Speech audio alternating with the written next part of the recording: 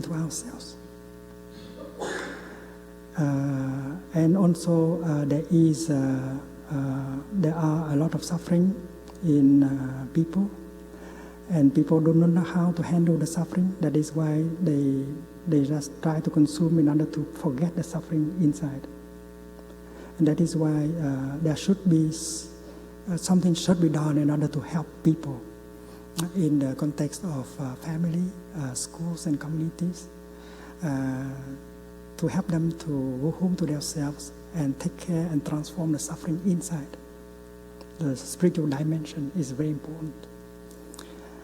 And then when we are able to touch the joy by living with compassion and understanding, we don't need to consume a lot anymore, and we don't have to destroy our environment a lot anymore.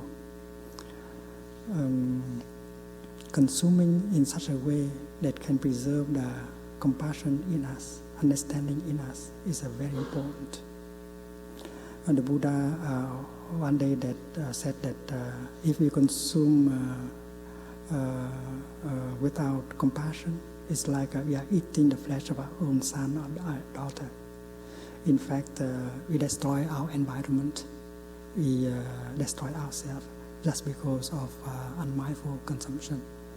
I think the Congress can look into the matter and find ways to help people, encourage people to consume mindfully, and encourage people to produce mindfully, not to produce the kind of items that can bring violence, toxins, craving into the body and the heart of people. I think we have the Statue of Liberty on the East Coast, but in the name of freedom, people have done a lot of damage to the nation, to the people. They have to be responsible for that.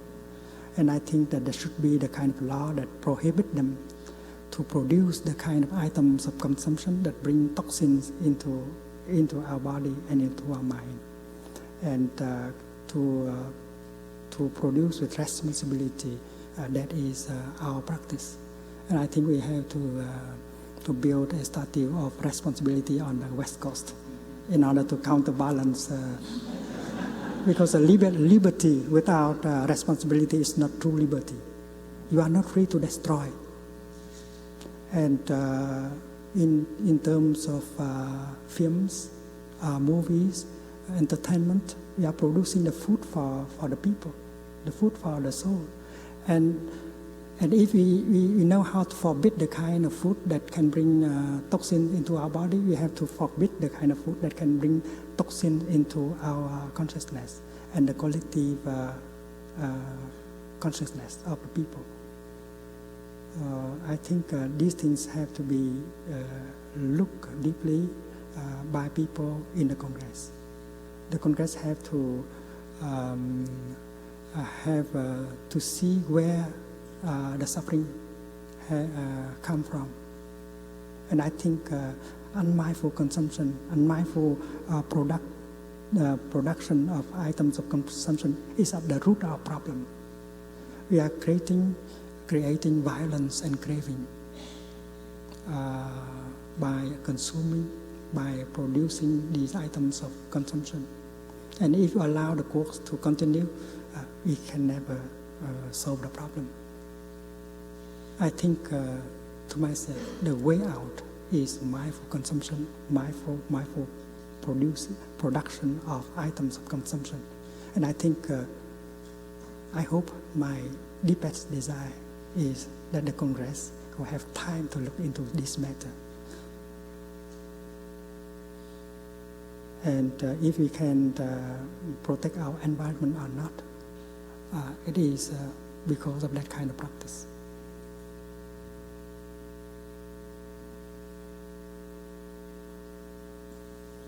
Right back here on this row. Mm-hmm.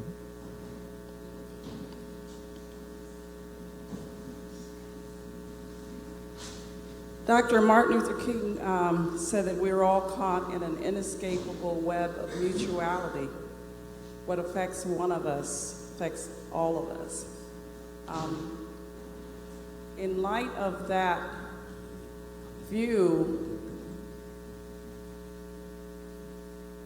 that we're all connected on the planet, what would you recommend as some first steps for people of different races and backgrounds to begin to close the gap of racism and bigotry and that we're in right now, and that is really extending now to Arab American people because of the issues of 9/11.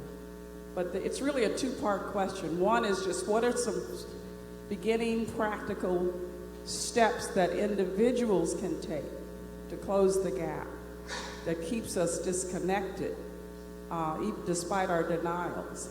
And secondly, how do we deal with that in light of legitimate fears about 9/11 that causes us to look at even Arab American citizens in a very hostile, kind of a distant way?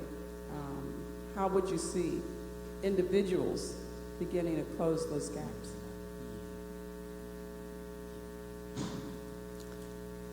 I think we have to wake up to the fact that everything is connected to everything else. That safety, well-being cannot be individual matters anymore. If they are not safe, there's no way that we can be safe. So taking care of their safety is at the same time taking care of our own safety. Taking care of their well-being is to take care of our own well-being. It is the mind of discrimination, separation that is at the foundation of all violence and hate. My right hand has written all the poems that I compose. My left hand has not written any poem, but my right hand does not think that you left hand you are good for nothing. My right hand does not have the complex of superiority at all. That is why it is very happy. And my left hand does not have any complex at all, including the complex of inferiority. So in my two hands, there is a kind of wisdom called wisdom of non-discrimination. And when one day I remember I was driving a nail, and my right hand was not very firm. Instead of pounding on the nail, it pounded on the finger.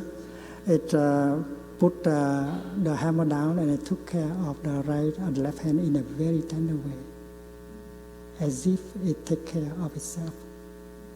And it does not say, you left hand, you know that I, the right hand, has taken good care of you, and you have to remember that, you have to pay back sometime in the future.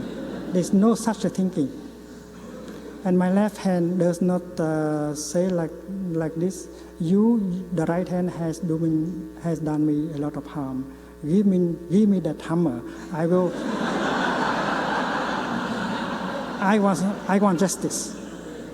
Because the two hands know that they are together, they are in each other's. And I think if Israelis, Palestinians know that they are brothers, that are